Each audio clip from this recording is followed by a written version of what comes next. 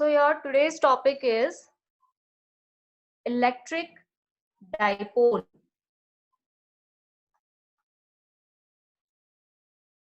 This is most important topic.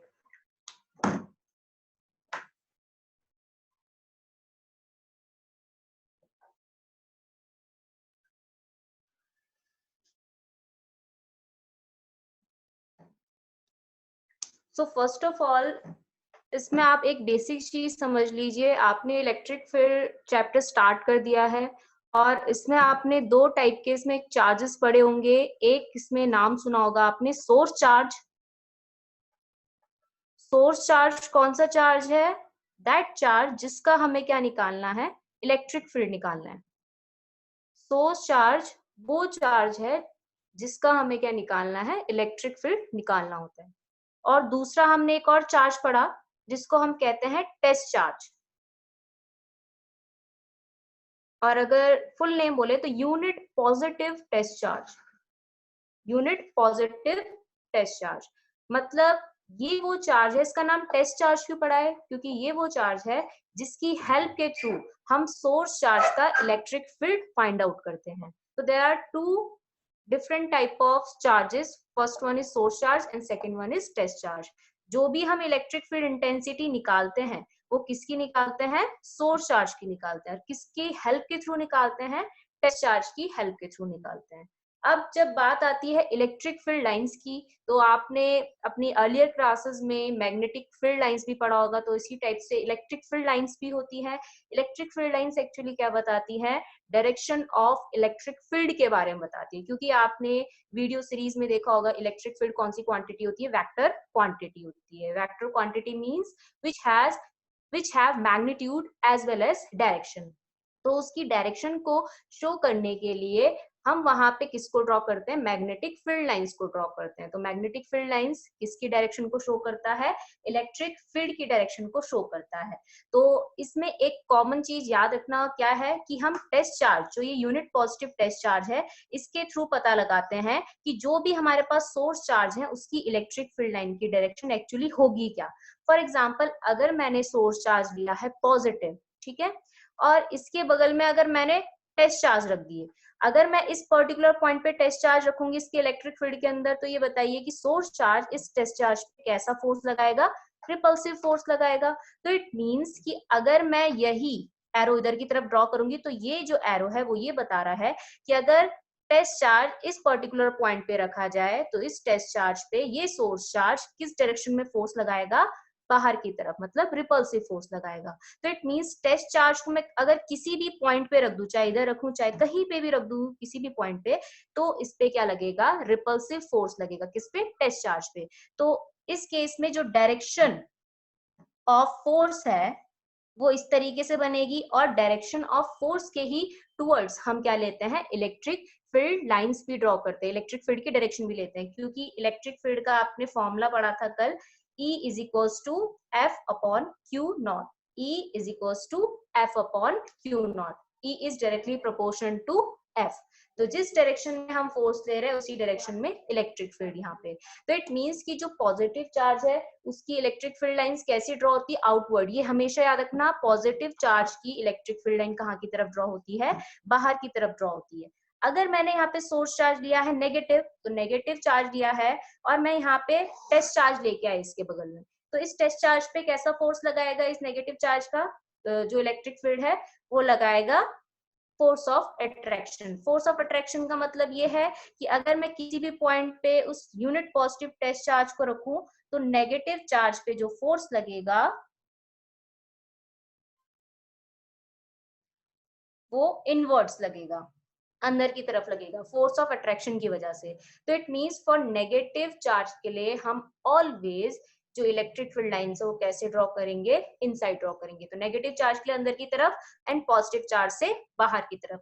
ये दोनों चीजें याद रखना। किसकी डायरेक्शन है ये? इलेक्ट्रिक फील्ड लाइंस की। ठीक है, तो स्टार्ट करते हैं। इलेक्ट्रिक डाइपोल इलेक्ट्रिक है तो इट मींस यहाँ पे ऑब्वियसली किसके बारे में बात करी गई है? इलेक्ट्रिक चार्ज के बारे में। अब यहाँ पे एक चीज आ रही है, डाई। ये डाई आपने जैसे उसमें सुना होगा केमिस्ट्री में, आप जब आईयूपीएसी नेमिंग करते हैं डाई, ट्राई, पेंटा, इस तरीके से नाम होते हैं। तो डाई मतलब यहाँ पे किसके बारे में बोला गया, टू। इट मीन्स कि यहाँ पे हम कितने चार्ज की बात करें, दो। अब इलेक्ट्रिक डाइपोल को हम प्रॉपरली बोले तो क्या होता है, it is a system of two equal and opposite charges, two equal and opposite charges separated by a finite distance. तो हमारे पास यहाँ पे क्या होते हैं, दो चार्जेस होते हैं, इक्वल होते हैं। इक्वल मींस अगर इसका मैग्नीट्यूड क्यू है तो इसका भी मैग्नीट्यूड क्या होगा, क्यू होगा, ठीक है। और सेपरेटेड होंगे ये एक फाइनाइट डिस्टेंस की फॉर्म में, मतलब इनके बीच का जो सेपरेशन होगा वो क्या होगा, बिल्कुल सेम रहेगा, ऑलवेज फाइनाइट रहेगा, कभी भी चेंज नहीं होगा। मतलब इन दोनों के बीच की डिस्टेंस कभी भी वेरी नहीं करेगी, वो ऑलवेज क्या रहेगी, फाइनाइट रहेगी और एक ही रहेगी। तो इसको हम क्या कहते हैं, इलेक्ट्रिक डाइपोल। अब बात आती है कि इन दोनों के बीच में जो सेपरेशन डिस्टेंस है उसे हम कैसे दिखाते हैं। तो ऑलवेज आपको पता है कि पॉजिटिव और नेगेटिव चार्ज है, तो इनके बीच में इलेक्ट्रोस्टैटिक फोर्स लगेगा।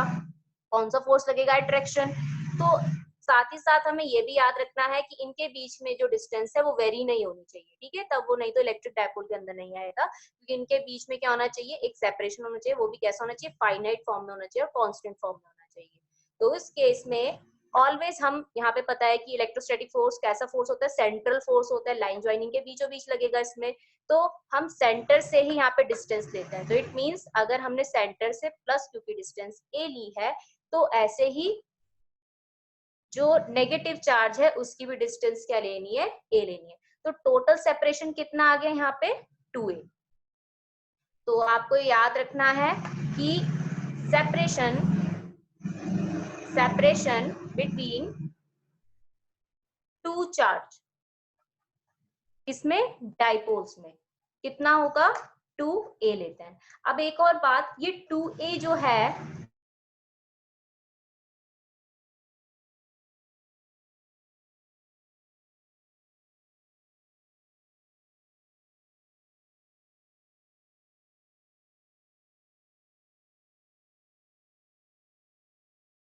कोई भी चीज मेजर करते हैं, जैसे 5 सेंटीमीटर की कोई भी चीज है, तो हम ऑलवेज ऐसी स्टार्ट करेंगे ना, 0 से लेकर 5। अगर 10 सेंटीमीटर की होगी तो 0 से लेकर 10, तो मतलब स्मॉलर यूनिट से लेकर हम बिगर यूनिट की तरफ जाते हैं। तो इसलिए ऐसे में ही आपको याद रखना है कि जो भी लेंथ ऑफ डायपोल है ये कौन सी क्वांटिटी होती है, वेक्टर। तो मैग्नीट्यूड के साथ साथ, वैल्यू के साथ साथ इसकी डायरेक्शन भी होती है। डायरेक्शन कहाँ से कहाँ की तरफ होगी, नेगेटिव वैल्यू बड़ी होती है कि पॉजिटिव वैल्यू, नेगेटिव वैल्यू छोटी होती है और पॉजिटिव वैल्यू क्या होती है, बड़ी होती है। तो इट मींस अगर हम यहाँ पे लेंथ ऑफ डाइपोल की डायरेक्शन देखें तो कहाँ से कहाँ की तरफ होगी, वो होगी नेगेटिव क्यू से पॉजिटिव क्यू। तो लेंथ ऑफ डाइपोल की जो डायरेक्शन है वो कहाँ से कहाँ की तरफ होगी, from -q to +q। Okay, तो ये चीज आपको याद रखना है कि जो सेपरेशन बिटवीन टू चार्जेस या लेंथ ऑफ डाइपोल है वो वेक्टर क्वांटिटी होती है, और इसकी डायरेक्शन कहाँ से कहाँ की तरफ होती है, नेगेटिव क्यू से पॉजिटिव क्यू की तरफ, जो मैंने एरो ड्रॉ कर रखा है उस डायरेक्शन में, ठीक है। तो ये आ गया भाई इलेक्ट्रिक डाइपोल। अब बात आती है कि इलेक्ट्रिक डाइपोल किस क्वांटिटी के थ्रू हम मेजर करते हैं। एक क्वांटिटी होती है, उसको हम नाम देते हैं electric dipole movement, MOMENT, not movement, it is electric dipole movement. और इसको हम इंडिकेट करते हैं स्मॉल p से, और ये भी कौन सी क्वांटिटी होती है, वेक्टर क्वांटिटी, स्मॉल p ऊपर वेक्टर लगेगा। अब ये क्या होता है, small p electric dipole movement, ये इसे मेजर करते हैं हम दोनों में से कोई से भी जो हमारे पास डाइपोल प्रेजेंट है उनमें से आइदर चार्जेस ले लेंगे। तो आइदर चार्जेस मतलब या तो ये लोगे या तो ये लोगे, तो दोनों के ही चार्ज एक ही है, तो क्या है, Q, product of either charges and length of dipole. तो लेंथ ऑफ डाइपोल कितना है, 2a है, ऊपर वेक्टर लग जाएगा, ठीक है। तो it means electric dipole movement is equals to क्या होता है, जो भी हमारे पास डाइपोल है उनमें से किसी एक का चार्ज मल्टीप्लाई बाय क्या, लेंथ ऑफ डाइपोल, ठीक है। ये भी वेक्टर क्वांटिटी है, वेक्टर क्वांटिटी है, तो इट मींस इसकी भी डायरेक्शन क्या होगी, किसके ही टुवर्ड्स होगी, लेंथ ऑफ डाइपोल के। तो इलेक्ट्रिक डाइपोल मूवमेंट की भी जो डायरेक्शन होती है वो कहाँ से कहाँ की तरफ होती है, नेगेटिव क्यू से पॉजिटिव क्यू की तरफ। तो केमिस्ट्री में भी शायद से आपने डाइपोल मूवमेंट वगैरह चीजें पढ़ी होंगी, और उसमें भी टाइप ऑफ मैग्नेटिक मटेरियल्स, उसमें भी आपने एक मैग्नेटिक मोमेंट नाम से एक टॉपिक पढ़ा होगा। तो एक चीज और बता दे कि कभी कभी इलेक्ट्रिक डाइपोल्स को सिंपल किससे बताया जाता है, एक एरो से ही बताया जाता है। आगे चल के जब आप थर्ड यूनिट पढ़ोगे मैग्नेटिक मटेरियल्स में, तो जब आप उसमें मूवमेंट्स पढ़ोगे या कोई भी आप इलेक्ट्रिक डाइपोल मूवमेंट पढ़ोगे तो उसमें ये एरो ड्रॉ कर दिया जाएगा। ये एरो का भी अपना एक मीनिंग है। ये एरो यहाँ पे क्या बता रहा है, ये बता रहा है इलेक्ट्रिक डाइपोल मूवमेंट को, इलेक्ट्रिक डाइपोल को बता रहा है और साथ साथ इलेक्ट्रिक डाइपोल मूवमेंट की डायरेक्शन को बता रहा है। जिसमें ये जो टेल है, टेल किसको शो कर रहा है, नेगेटिव चार्ज को शो कर रहा है, और जो इसका हेड है, एरो है, वो किसको शो कर रहा है, पॉजिटिव क्यू को शो कर रहा है। ठीक है, तो ये चीज भी याद रखने हैं आपको।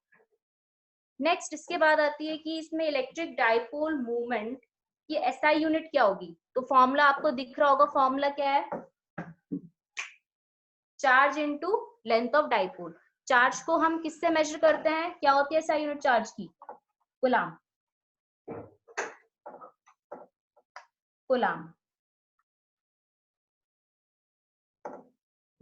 Small C, coulomb. और साथ ही साथ यहाँ पे क्या है, length of dipole, length of dipole, length को हम किससे मेजर करते हैं, उसकी एसआई यूनिट क्या होती है, मीटर, कूलाम मीटर। और डिनोशन क्या होगा, कैपिटल सी और स्मॉल एम। तो इन दोनों को एक साथ जोड़ के मत लिखना कभी भी, अगर आपने ऐसे लिख दिया तो सेंटीमीटर कहलाया जाएगा।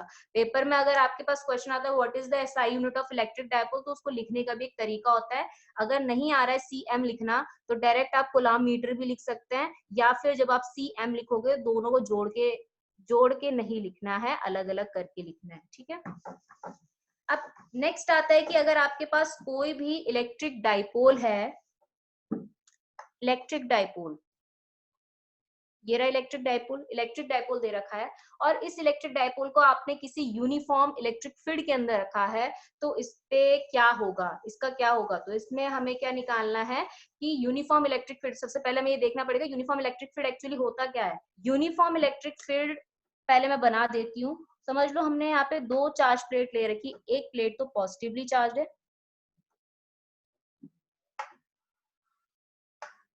एक प्लेट तो पॉजिटिवली चार्ज है, और दूसरी प्लेट नेगेटिवली चार्ज है। ठीक है, तो आपको पता है पॉजिटिवली चार्ज प्लेट अपनी इलेक्ट्रिक फील्ड लाइन निकालेगी, और नेगेटिव जो चार्ज की प्लेट है उसकी इलेक्ट्रिक फील्ड लाइन क्या होती है, उसके अंदर जाती है। याद होगा अभी बताया था अभी आपको मैंने, the direction of electric field from positive charge is outward and inward in negative charge. तो इट मीन्स कि जो भी इलेक्ट्रिक फील्ड लाइन है वो ऐसी बनेंगी, पॉजिटिव से निकलती हुई दिखाई देंगी और नेगेटिव में एंटर करती हुई, इस तरीके से। तो ये इलेक्ट्रिक फील्ड लाइंस कैसी दिख रही हैं आप सबको, ये सारी दिख रही है पैरेलल, पैरेलल के साथ साथ इक्वी स्पेस भी हैं, और साथ ही साथ अगर हम किसी भी पॉइंट पे, इस पॉइंट पे चाहे इस पॉइंट पे, किसी भी पॉइंट पे इलेक्ट्रिक फील्ड निकालें तो इलेक्ट्रिक फील्ड की वैल्यू ऑलवेज सेम निकल के आएगी, कांस्टेंट निकल के आएगी। तो इलेक्ट्रिक फील्ड की वैल्यू कांस्टेंट होनी चाहिए, इलेक्ट्रिक फील्ड लाइंस पैरेलल होनी चाहिए। तो ऐसे टाइप की इलेक्ट्रिक फील्ड को हम कहते हैं uniform electric field, uniform electric field. ठीक है, तो ये यूनिफॉर्म इलेक्ट्रिक फील्ड, और हमने एक्सटर्नली कराया तो इसको हम एक्सटर्नल यूनिफॉर्म इलेक्ट्रिक फील्ड भी बोल सकते हैं। अब समझ लीजिए मैंने यहाँ पे एक डाइपोल प्लेस कर रखा है, तो डाइपोल में मान के चलिए जैसे ये है डाइपोल, ठीक है, नेगेटिव चार्ज किसी एक एंगल के थ्रू डाल रखा है, इस तरीके से नेगेटिव चार्ज और पॉजिटिव चार्ज, इस तरीके से। तो आपको पता है, आप समझ लीजिए मार्कर है, ये मार्कर क्या है, यहाँ पे इलेक्ट्रिक डाइपोल है। इलेक्ट्रिक डाइपोल में जो मार्कर का बैक साइड है सबसे लास्ट वाला, इसको मान लो नेगेटिवली चार्ज और ये मान लो पॉजिटिव। तो आपको पता है कि ये जो हमारे पास पॉजिटिव प्लेट है वो इसके किसको अट्रैक्ट करेगी, नेगेटिव चार्ज को अट्रैक्ट करेगी। ठीक है, और ये जो नेगेटिव चार्ज प्लेट है ये इसके पॉजिटिव चार्ज को अट्रैक्ट करेगी। तो अगर मैंने समझ लो इस तरीके से यहाँ पे से प्लेस कर दिया, ठीक है, ये ऐसे इलेक्ट्रिक डाइपोल प्लेस कर दिया, तो उस केस में क्या होगा, ये जो है वो इधर की तरफ फोर्स एक्सर्ट करेगा, कौन सा, अट्रैक्टिव फोर्स। ये इसको कैसे खींचेगा, अट्रैक्टिवली फॉर्म में खींचेगा, और पॉजिटिव चार्ज प्लेट इसके नेगेटिव चार्ज को खींचेगी। तो इसका डायग्राम कुछ ऐसा बन जाएगा, मतलब ये ऐसा था तो ये कैसा हो जाएगा, इस तरीके से घूम जाएगा। इस तरीके से कैसे घूमेगा, क्यों घूमेगा, क्योंकि इस पे कौन सा फोर्स लगेगा, इलेक्ट्रोस्टैटिक फोर्स ऑफ अट्रैक्शन लगेगा, किसके थ्रू, इस एक्सटर्नल इलेक्ट्रिक फील्ड के थ्रू। तो due to electrostatic force of attraction की वजह से जो नेगेटिव चार्ज है वो किधर की तरफ रहेगा, इस पॉजिटिव प्लेट की तरफ, और जो पॉजिटिव यहाँ पे हमारे पास चार्ज है वो नेगेटिव प्लेट की तरफ रहेगा। इस पे कौन फोर्स लगा रहा है इधर की तरफ, ये जो हमारे पास नेगेटिवली चार्ज प्लेट है, इस पे कौन फोर्स लगा रहा है इधर की तरफ, अट्रैक्टिव फोर्स, ये जो पॉजिटिवली चार्ज प्लेट है। अब ये कितना फोर्स लगा है समझ लीजिए, जो ये जो इलेक्ट्रिक फील्ड स्ट्रेंथ है प्रोड्यूस हुई है बीचों बीच, उसको हम मान के चल लेते हैं ई, ठीक है। अब आपने एक फॉर्मूला पढ़ा था, E is equal to, formula क्या होता है, F अपॉन Q, याद है अभी कराया था, ठीक है। तो अगर मैं यहाँ से F का फॉर्मूला निकालूं, इलेक्ट्रोस्टैटिक फोर्स का फॉर्मूला, तो क्या निकल के आएगा, QE। तो इट मींस इधर की तरफ अगर हम देखें तो यहाँ पे फोर्स लग रहा है F is equal to QE। क्या आप मुझे बताओगे कि अगर मैं वेक्टर क्वांटिटी की फॉर्म में लिख रही हूँ तो मुझे इसका साइन लगाना है, बिल्कुल लगाना है, क्योंकि फोर्स हमने यहाँ पे वेक्टर लगाया, तो वेक्टर क्वांटिटी में यहाँ पे हमें नेगेटिव भी इंक्लूड करना पड़ता है। तो F is equal to minus का QE, इस पे भी कितना फोर्स लग रहा है, सेम वही लगेगा, F इज इक्वल टू, लेकिन प्लस का QE आएगा, क्योंकि इसका जो मैग्नीट्यूड है पॉजिटिव में। इनके बीच में जो सेपरेशन है अभी बताया था कितना लेते हैं हम, 2a लेते हैं, इस तरीके से इसको a मान लो और ये b, ठीक है। सेपरेशन कितना है, 2a का है। अब बात आती है कि जब आपने 11th क्लास में पढ़ा होगा कि अगर कहीं पे दो अलग अलग पॉइंट पे, ठीक है, सेम लाइन ऑफ एक्शन में इक्वल एंड अपोजिट फोर्स लगते हैं तो उसको हम क्या कहते हैं, कपल। और कपल अगर किसी भी बॉडी पे लग रहा है तो वो उस बॉडी को क्या करवाता है, रोटेट करवाता है। और रोटेट करवाता है तो इट मींस इस बॉडी पे एक फोर्स लग रहा है जो इस बॉडी को रोटेट करा रहा है, उस फोर्स को हम क्या कहते हैं, टॉर्क कहते हैं, रोटेशनल फोर्स, जो आपने पढ़ा होगा टॉर्क। और टॉर्क का फॉर्मूला क्या होता है, याद करिए, टॉ से इंडिकेट कराता है। टॉर्क का फॉर्मूला क्या होता है, फोर्स, या फिर हम यहाँ पे बोल सकते हैं perpendicular distance between force, perpendicular distance, simple मैं डायरेक्टली लिख रही हूँ यहाँ पे कि परपेंडिकुलर डिस्टेंस बिटवीन फोर्स, ताकि आपको समझ में आ जाए मैंने यहाँ पे क्या लिख रखा है, perpendicular distance between force, two forces, जो यहाँ पे दो फोर्सेस लग रहे हैं, टू फोर्सेस, इसको हटा देते हैं। क्रॉस प्रोडक्ट में क्या लेते थे, वहां पे फोर्स लेते थे, फोर्स कौन सा, आइदर फोर्स। और अगर अच्छे से याद दिलाएं तो tau is equals to R cross F लेते थे, याद होगा सबको ये चीज, ठीक है। और अगर प्रॉपरली अच्छे से लिखना है तो tau is equals to R F sine theta. Cross product आपको पता होगा कि किस में खुलता है, साइन थीटा में खुलता है, ठीक है। अब यहाँ पे एफ की जगह क्या आएगा, आइदर फोर्स, इन दोनों में से कोई सा भी फोर्स। अब देखिए हमने यहाँ पे मैग्नीट्यूड फॉर्म में ले रखा है, तो मैग्नीट्यूड फॉर्म में देखे तो ये भी QE है, ये भी देखे तो ये भी QE है, तो हम यहाँ पे क्या कर देंगे, tau is equals to R as it is, और एफ की जगह क्या लिख देंगे, Q इंटू E, और sine theta as it is, ठीक है। और इसको मान लेते हैं यहाँ पे, एक और चीज लिख लेते हैं यहाँ पे कि F का फॉर्मूला हमारे पास क्या है, यहाँ पे F is equals to Q into E, okay. अब इसके बाद नेक्स्ट स्टार्ट करते हैं कि यहाँ पे R क्या होगा, परपेंडिकुलर डिस्टेंस निकालनी है। परपेंडिकुलर डिस्टेंस निकालने के लिए हमें यहाँ पे क्या करना पड़ेगा, ये जो फोर्स है इस फोर्स को बैक साइड प्रोड्यूस करना पड़ेगा इस तरीके से। तो एक आपको दिख रहा होगा, एक आपको दिख रहा होगा ये वाला फोर्स, इसका वेक्टर ये रहा, और एक फोर्स ये रहा, ठीक है। तो दोनों के बीच की परपेंडिकुलर डिस्टेंस कौन सी होगी, बीच वाली। इसको भी कुछ नाम दे देते हैं, इसको नाम दे देते हैं n। और साथ ही साथ हमें यहाँ पे क्या निकालना है, मैक्सिमम टॉर्क निकालना है। तो मैक्सिमम टॉर्क निकालने के लिए आपको एक चीज पता होनी चाहिए, फॉर मैक्सिमम टॉर्क यहाँ पे लिख भी देते हैं कि यहाँ पे क्या आ जाएगा, R आ जाएगा। ये R क्या है, perpendicular distance between two forces. अब एक बात कि यहाँ पे अब थीटा क्या होगा, क्योंकि देखो यहाँ पे थीटा भी आ रहा है। थीटा के लिए अगर हम यहाँ पे देखें, थीटा क्या है कि इलेक्ट्रिक डाइपोल मोमेंट जब रोटेट करके इस पोजीशन पे है तो वो इलेक्ट्रिक फील्ड लाइन के साथ कितना एंगल बना रहा है, तो ये थीटा होगा। तो by alternate interior angles are equal, ये भी थीटा होगा। ठीक है, ये थीटा हो गया। तो अब अगर हम यहाँ पे देखें साइन थीटा की वैल्यू निकालें,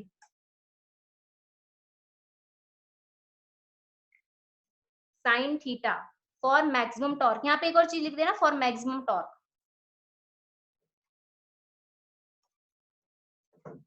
फॉर मैक्सिमम टॉर्क यहाँ पे थीटा इज इक्वल्स टू, पहले यहाँ पे मैं थीटा इसको अल्फा लिख देती हूँ क्योंकि दोनों थीटास नहीं तो मिक्स हो जाएंगे। ओके, तो अगर हम यहाँ पे देखें तो ये जो थीटा फॉर मैक्सिमम टॉर्क के लिए थीटा कितना डिग्री होना चाहिए, यहाँ पे होना चाहिए 90 डिग्री, क्योंकि साइन 90 कितना होता है 1 होता है। तो टॉ इज इक्वल्स टू हम इसको क्या लिख सकते हैं, आर इंटू क्यू इंटू ई भी लिख सकते हैं। ठीक है, अब नेक्स्ट इसके बाद आता है, अगर इसी ट्रायंगल में हमें क्या लगाना है, साइन थीटा का फॉर्मूला लगाना है, साइन अल्फा का फॉर्मूला लगाना है। तो साइन अल्फा का फॉर्मूला क्या आएगा, इसको हटा देते हैं। साइन अल्फा कितना है, परपेंडिकुलर, परपेंडिकुलर डिस्टेंस कितनी है यहाँ पे r, और हाइपोटेन्यूज, हाइपोटेन्यूज कितना है यहाँ पे 2a, और r अगर हम यहाँ से निकाले तो कितना निकल के आएगा 2a साइन अल्फा। इस r की वैल्यू को उठा के कहाँ रख देंगे, इस इक्वेशन फर्स्ट में रख देंगे। Put this value in equation first.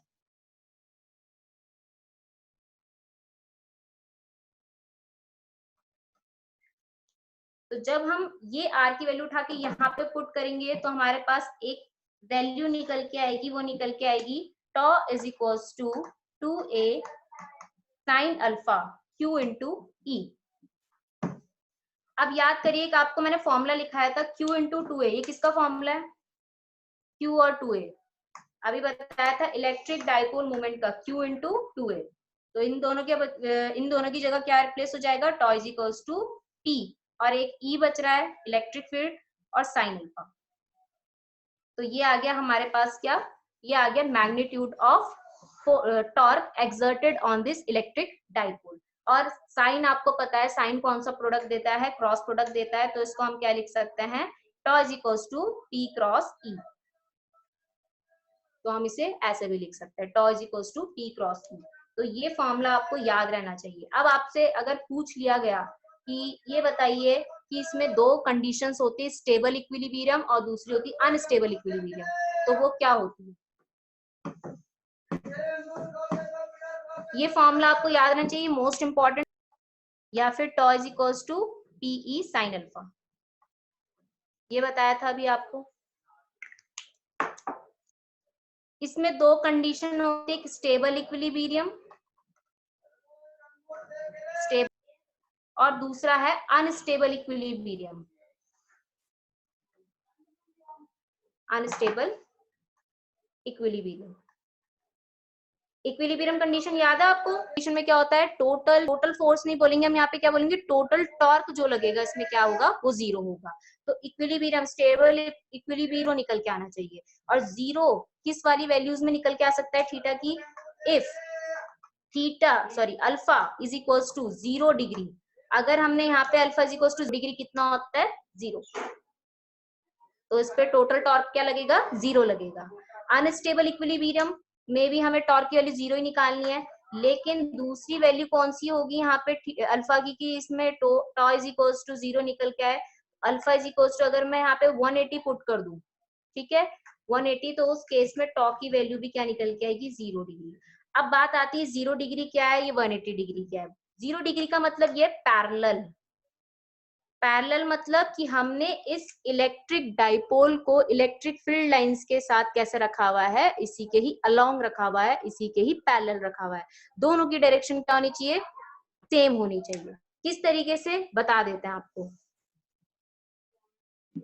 यहाँ पे स्टेबल इक्विलिब्रियम की बात हो रही है, और अभी मैंने आपको बताया था इलेक्ट्रिक डाइपोल को हम एक एरो के थ्रू भी दिखा सकते हैं। ठीक है, तो ये हमारे पास क्या है, एक्सटर्नल इलेक्ट्रिक फील्ड दिख रहा होगा, इसकी डायरेक्शन इधर से इधर की तरफ है, और हमने यहाँ पे डाइपोल कैसे प्लेस कर रखा है, ऐसे, मतलब ये नेगेटिव चार्ज इधर की तरफ और पॉजिटिव चार्ज इधर की तरफ।